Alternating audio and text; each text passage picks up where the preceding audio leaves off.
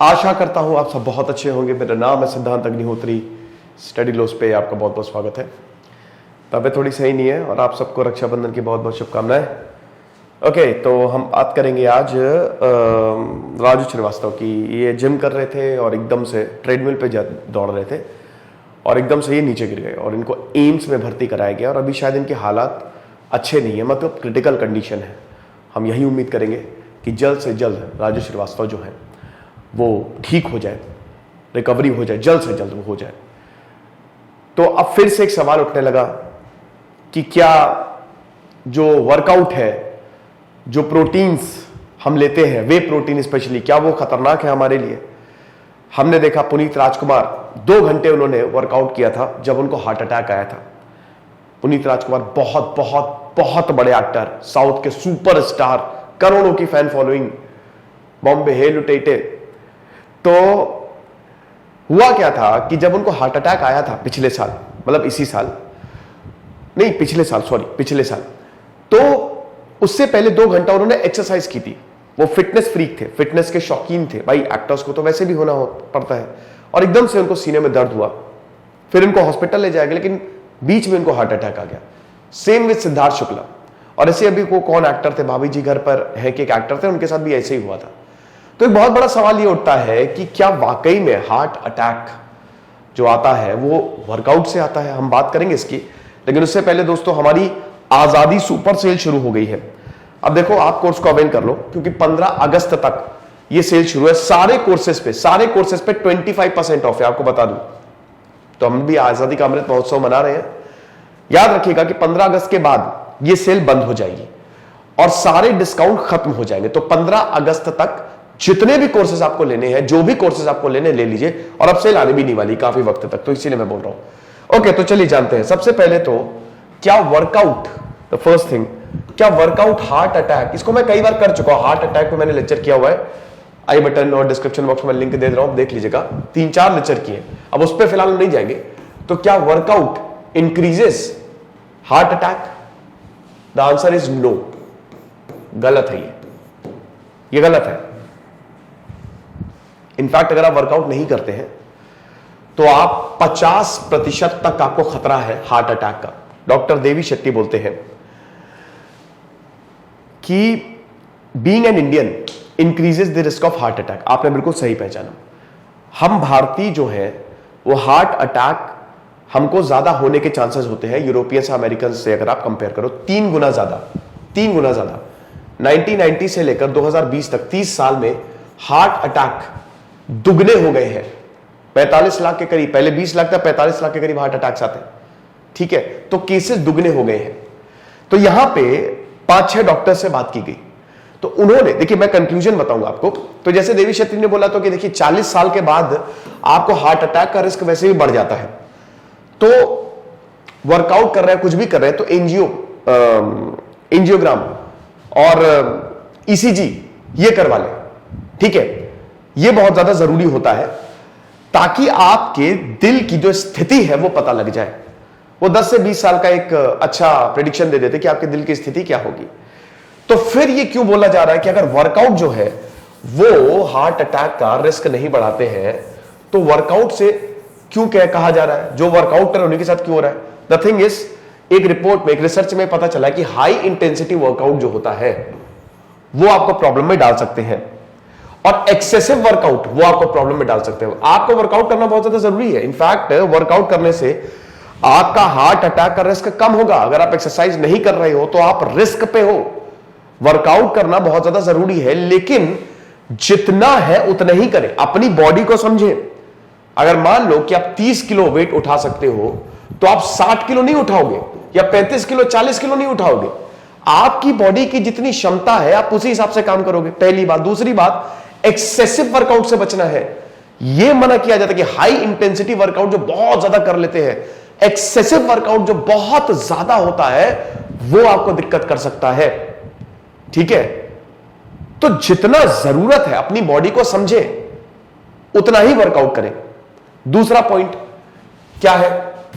दूसरा पॉइंट यह है कि देखो, कई बार क्या होता है ना कि हार्ट रिस्क जो है, किसी एडल्ट का हार्ट रिस्क पे होता है, हो सकता है कि राजू श्रीवास्तव को इससे पहले भी 58 साल के हैं वो, उससे पहले भी कोई दिल की बीमारी हो सकता है कि जो मतलब अगर आपको पहले से ही कोई हार्ट दिल में प्रॉब्लम है या कार्डियोवैस्कुलर डिजीज है तो आप रिस्क पे हो, तब अगर आप वर्कआउट करोगे तो आपको प्रॉब्लम होगी। द थिंग इज कि आप चेक करवा लो, अपनी बॉडी का फुल चेकअप करवा लो, इसलिए स्पेशली दिल का।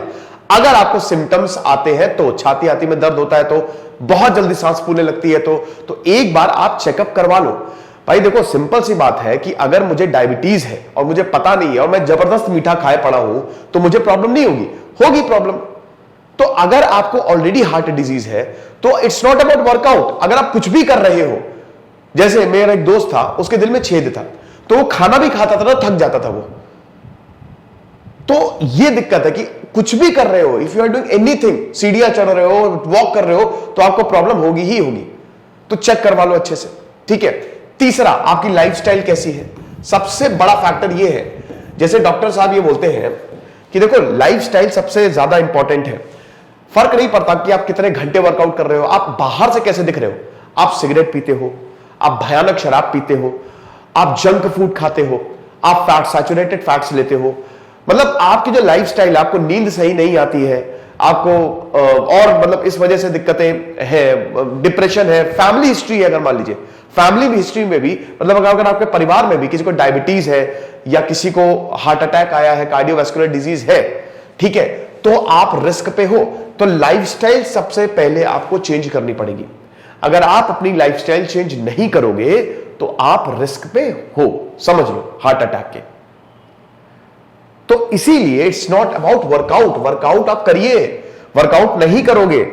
मेरी मम्मी कह रही थी, जैसे मैं वर्कआउट कर रहा हूं, हालांकि मैं थोड़ा सा फैल गया हूं, पहले फिट था, अभी क्या है कि अभी 3-4 महीने से वर्कआउट मेरा इसलिए नहीं हो पाता है कि मैं इतना बिजी हो गया हूं।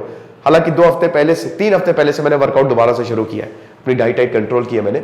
तो होता क्या है ना कि मेरी मम्मी कह रही थी कि देखो तुम वेट ट्रेनिंग करते हो, मैंने घर पे ही जिम बनाया हुआ है, तो क्या वेट ट्रेनिंग करते हो तुम, कुछ नहीं होगा, देखो कितनी प्रॉब्लम हो रही है। तो मैंने उनको समझाया बैठा के, वो तब भी नहीं मानी। तो मुझे लगा इस पर लेक्चर बना ही देता हूं, क्योंकि अभी भी ये चीज क्लियर नहीं हुई है। वर्कआउट से, मैं फिर से बता रहा हूं कि हाई इंटेंसिटी वर्कआउट या हद से ज्यादा वर्कआउट करना इज डेंजरस। बहुत ज्यादा वर्कआउट कर रहे हो, एकदम पागलों की तरह, पानी नहीं पी रहे हो, डाइट नहीं ले रहे हो, लगातार करे पड़े हो वर्कआउट, तो वो तो भाई वैसे ही डेंजरस है। Excess of everything is bad, ठीक है, तो उतना एक्सेसिवली नहीं करना है। फिर उसके बाद आता है वे प्रोटीन, ठीक है। दूसरा, वे प्रोटीन। क्या वे प्रोटीन डेंजरस है? द आंसर इज नो, बिल्कुल नहीं, ये भी गलत है। हालांकि एक रिसर्च अभी माइस पे हुई थी, लेकिन दोस्तों on and all way protein is not at all dangerous. बल्कि प्रोटीन, देखिए, protein are the building blocks. आपको प्रोटीन लेना पड़ेगा।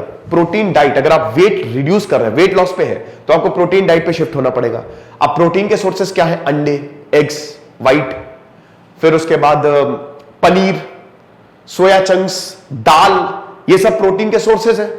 फिश, तो बेसिकली आप ये सब ले सकते हो प्रोटीन के लिए। और प्रोटीन डाइट बहुत जरूरी है, क्योंकि अगर प्रोटीन की कमी होगी तो आपकी बॉडी डेवलप ही नहीं होगी।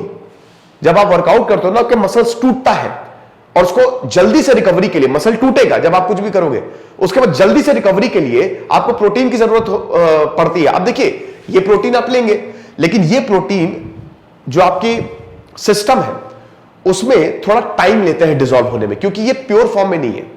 कहने का मतलब ये है कि आप इसको सॉलिड के साथ, जैसे आप पनीर ले रहे हो, तो थोड़ा सा टाइम लगेगा। तो उसको रिड्यूस करने के लिए हम वे प्रोटीन का इस्तेमाल करते हैं। वे प्रोटीन बेसिकली इसलिए महंगा भी बहुत ज्यादा आता है, बहुत ज्यादा महंगा आता है, क्योंकि ये प्रोटीन जो है ना, ये आपकी बॉडी में बहुत जल्दी घुलता है, और जहां पे भी जो भी मसल टूटा वहां पे जाकर उसको रिकवर करेगा, और फिर वो मसल जो है वो प्रॉपर खिल के आता है, मतलब बॉडी बनती है एक तरीके से। तो वे प्रोटीन तो समझिए कि बहुत बढ़िया सोर्स है, it's a great source. In fact way protein भी आपके जो ब्लड प्रेशर है, जैसे हाई ब्लड प्रेशर है ना, उसको कम करता है। यानी कि एक तरीके से ये हार्ट अटैक को बचाता है प्रोटीन। लेकिन फिर वही चीज है, बहुत ज्यादा खाने से रिस्क बढ़ेगा। एक स्कूप ले लिया, दैट्स मोर देन इनफ। अपनी बॉडी के हिसाब से देखिए हाई इंटेंसिटी वर्कआउट को भी जो एथलीट्स होते ना, जो प्रोफेशनल बॉडी बिल्डिंग कर रहे हैं, उनको करने की जरूरत है। ऐसे ही वे प्रोटीन, कुछ लोग 2.5-3 स्कूप लेते हैं भाई, लेकिन उनकी बॉडी की वो आवश्यकता वैसी है, ठीक है। हो सकता है वो प्रोफेशनल बॉडी बिल्डिंग कर रहे हो तो उनको जरूरत है, लेकिन अगर आप हो तो आप एक स्कूप पे काम चला लो, that is more than enough. बाकी प्रोटीन की रिक्वायरमेंट्स आपकी डेली डाइट से पूरी हो रही है, ठीक है। तो whey protein are basically excellent source. ये प्रोटीन है भाई, ये कोई सप्लीमेंट, लोग ना इसको कंफ्यूज कर देते हैं स्टेरॉइड से। सप्लीमेंट भाई ये प्रोटीन है जो हम खाते हैं, जो हम सब्जियों से ले रहे हैं, बस समझ लो कि उसने निकाल दिया है, वो निकला हुआ प्रोटीन है वहां से, इसीलिए तो महंगा मिलता है। हर कोई अफोर्ड नहीं कर सकता क्योंकि बहुत महंगा आता है।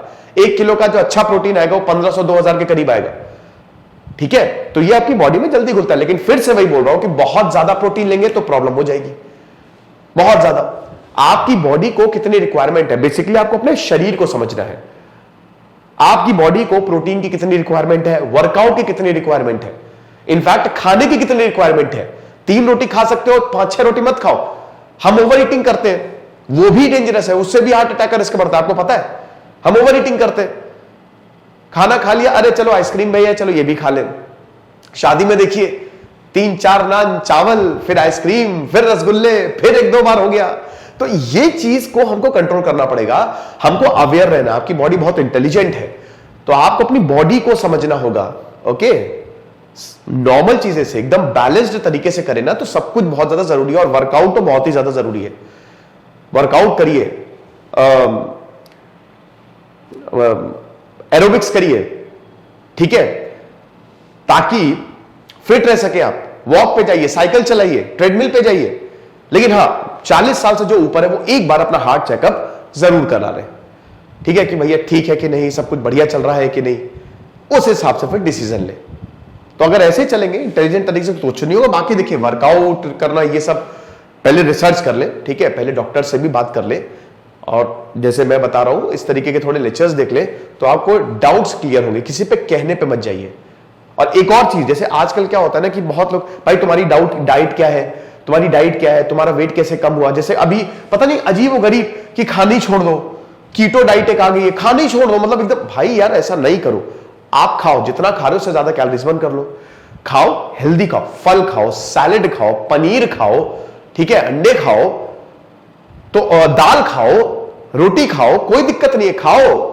घी भी सही है, बहुत ज्यादा घी नहीं बट ठीक है, लिमिटेड मात्रा में घी बहुत ज्यादा फायदा करता है। शहद खाओ, खाना जरूरी है।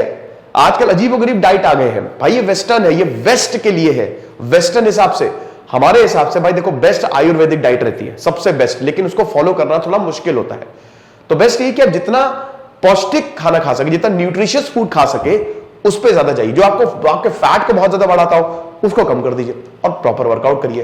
तो कई बार ऐसा होता है कि हम दूसरे से पूछते हैं भाई तुमने वेट कम कर लिया, तुम्हारी डाइट क्या है, फिर वही चीज वो उसके हिसाब से, उसकी बॉडी के हिसाब से उसके पे काम करी है।